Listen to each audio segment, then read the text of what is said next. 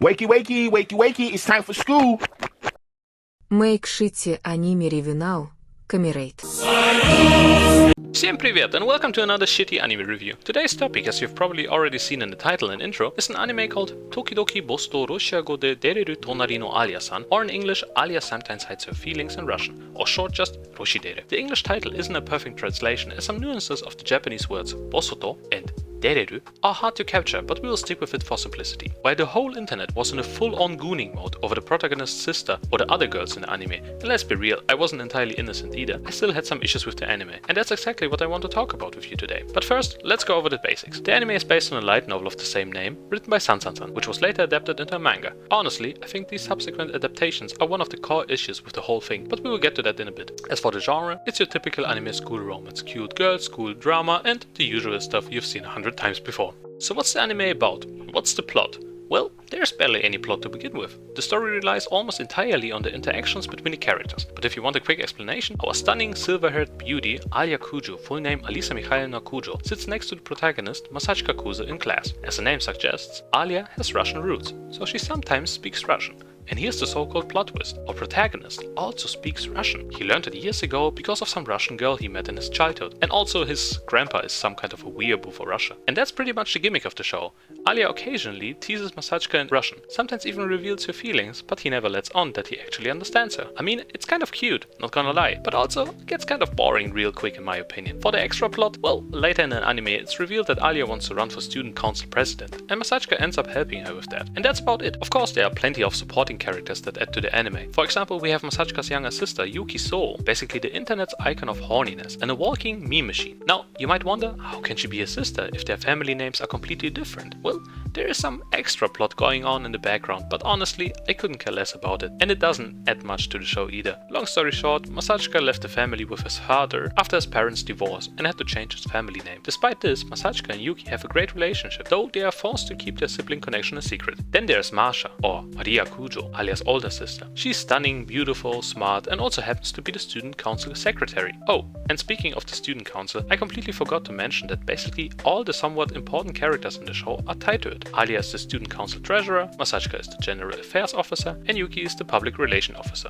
But back to Maria. She's not just Alya's sister, it's also revealed that she's the secret Russian girl Masachika met in his childhood. Maria actually remembers him from back then, but surprise, he doesn't remember her. This little twist adds so much needed spice to the romance aspect of the show, and honestly, I kinda dig that. And probably the best characters in the whole show are Toya Kenzaki and Chisaki Sarashina. Not only are they the president and vice president of the student council, but they are also dating. And man, I love their relationship. The way they interact with each other feels so natural and genuine. It's honestly refreshing. It's a real shame they don't get more screen time. So that's pretty much it. Alya speaks Russian, Masachika understands her, but never reveals it. Alya decides to run for student council president, and Masachika helps her. The twist? They end up running against his sister Yuki. Add in some over-the-top rich elite family drama and your classic romance tropes, and there you have it. And that brings us to the problems. Unlike last time, it's not the characters, their dumb interactions, or the so-called non-drama drama that bother me. No, this time the issues are different. And to be honest, they annoy me way more than they probably should. Let's start with the smaller problem, the representation of Russia in the anime. You'd think that an anime so heavily centered around the Russian language would at least try to give you an accurate or somewhat accurate depiction of Russia. I mean,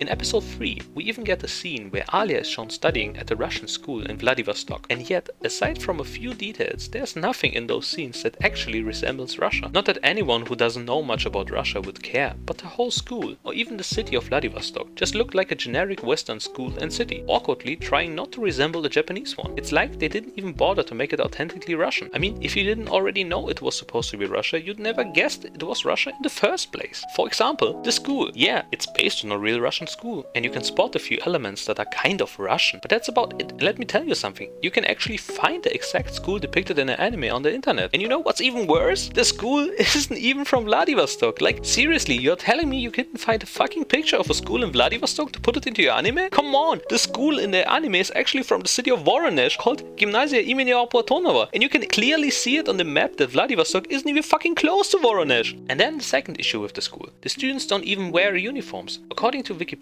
after 1994, the uniform policy was abandoned, but then reinstated in 2013 to reduce social inequality and address religious clothing issues. Today, schools can choose their own uniforms, though some just have a business casual dress code. I even asked my entire Russian family if that's true, and they all said they wore uniforms uniforms at school. It's the same in Japan, where school kids wear uniforms too. So seriously, couldn't you not have done a little research before creating this? You find kids wearing uniforms if you type just Russian school in fucking Google. It takes one Google search. And despite all the anger I already expressed, this isn't even the worst part about the anime. So that brings us to the other problem, the language. I mean, as I've already explained, you'd think that because the anime's whole gimmick revolves around Russian and the story is kind of centered around the language, it would at least provide some proper Russian dialogue. Well, where should we start? Maybe with a fun fact. According to the Russian wiki, Alya sometimes hides her feelings in Russian was originally supposed to be an isekai. The idea was that the female protagonist would speak an unknown language that only the male protagonist could understand. But I guess an isekai felt too unoriginal, so the author went for something else. And hey, what's closer to a mysterious fantasy language than Russian, am I right? But anyways, like I've already said at the beginning, I think the worst thing that could have happened to the series was getting adapted into an anime. Not that it's horrible, I hope the author got paid well for it, and it's great that fans around the world can finally see their favorite manga as an anime. But let's be real, the whole concept of an unknown language works much better in a light novel or manga. Just type whatever you want into Google Translate and the reader doesn't even know if it's accurate or not. You just roll with it. It gets messy though when you adapt it into an anime with voice actors and spoken dialogue. And that's why I think this concept is really hard to pull off properly. Or is it? Unfortunately, at least in the original Japanese dub, the anime didn't manage to do it well in my opinion, which is pretty disappointing considering the title of the show. I'm no linguist or anything, but I happen to be born into a Russian family and speak the language quite fluently, so I think I have a decent understanding what Russian should sound like, if that makes sense. Anyways, to get a second opinion, I asked my good friend and anime hentai lingo expert Mr. Hentai Hodel to share his thoughts on the Russian spoken in Alya sometimes hides your feelings in Russian.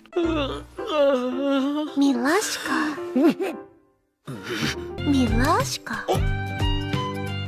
Ой, покраснел, прям как ребенок. А у меня что, не серебристые волосы? Изменник. For comparison, I also showed them a clip from the anime Akiba Maid War, where the character Zoya speaks Russian. С самого детства мне запрещали все милое. И теперь я прикоснулась к миру горничных и полюбила его. Но я представляла их не такими кровожадными.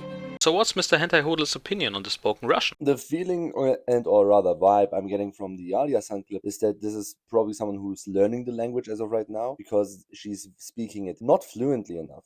The Russian language, from what I have gathered so far, is a very fast language. Alya is speaking like a child. It gives me not a vibe that is particularly Russian. The other clip, on the other hand, the Akiba Maid War clip, that one, I would believe that one is an actual person who can speak actual Russian. Well, and I would totally agree with him. It's not just that the Russian spoken in Alya feels childish, it's also completely unnatural. It doesn't even sound Russian. I mean, it sounds exactly like you would expect if someone from Japan tried to speak Russian. The pronunciation feels off and the sentences are constructed in such a weird way that no native Russian speaker would ever use them. On the other hand, Akiba Maid War did a fantastic job. The Russian spoken by Zoya felt completely natural. You could genuinely believe she was a Russian speaker. So why is that? First, the voice actress for Zoya in Akiba Maid War, Genya, is Russian and lives in Japan. Naturally, she's fluent in both languages, which explains why Zoya's Russian feels so authentic. On the other hand, Alya's voice actress Sumire Uesaka wasn't born in Russia. However, despite a somewhat disappointing performance in the anime, she studied Russian studies at Sophia University in Tokyo and does speak the language. In fact, in one interview, she even speaks Russian, and while it's not perfect, it's much better than the Russian we hear in the anime. Только изучала русский язык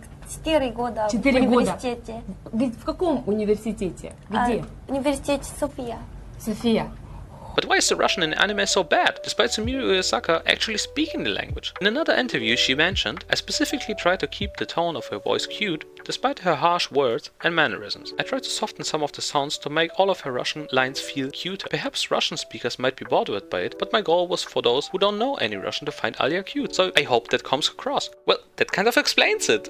I shouldn't be angry, and maybe the whole thing just wasn't meant for Russian-speaking viewers. If you believe some of the discussions online, the Russian-speaking community isn't even the target audience. But hell no! I think that's cheap, and it's kinda insulting. Why shouldn't it be for us? I mean, I want to enjoy the anime too, not cringe every time Russian is spoken. I'd assume that many people would feel the same way if I tried to make an anime and completely butchered the Japanese language in the process. Just make it somewhat understandable or at least close to reality. And the problem really lies mainly in the original Japanese dub of the anime. The English and German dubs actually have great Russian in them. And sure, it's because of the voice actresses can speak Russian. But here's the thing, Sumire Uesaka also speaks Russian. Not perfect Russian, but still Russian. But enough with the rage. Alya sometimes hides her feelings in Russian isn't horror, but let's not pretend it's some masterpiece either. It's a nice show with great animations and decent characters. The character design is solid and the show tries to do something different from the typical school romance garbage. But here's the thing, the whole gimmick with the Russian language adds nothing. Alya would have been just as cute if they had used actual Russian. The fact that she's Russian doesn't even matter in the grand scheme of things. It's literally just there for the sake of the gimmick. She doesn't act in a Russian way, she doesn't have any Russian traits, nothing. At one point I had to ask myself, how the hell could this 15-year-old girl speak both languages so fluently and yet have zero connection to her own Russian heritage? Her sister Masha has some Russian traits. She's emotional, enjoys physical contact, but Alya nothing. And that's what makes me pissed off all over again. The whole Russian thing was just a cheap marketing tactic to reel in viewers. And honestly, this is what's wrong with a lot of anime today. They slap on some interesting gimmick to catch your eye, but then it's completely irrelevant by the time the show gets going. Don't learn a damn thing about Russia or the Russian language from the show. It's just there, a wasted opportunity. So should you watch the show?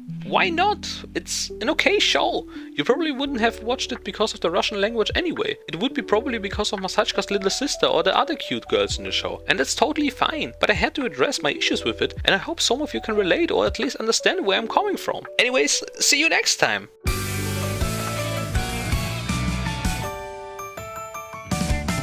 私が私のことを愛して何が悪いの嫉妬でしょう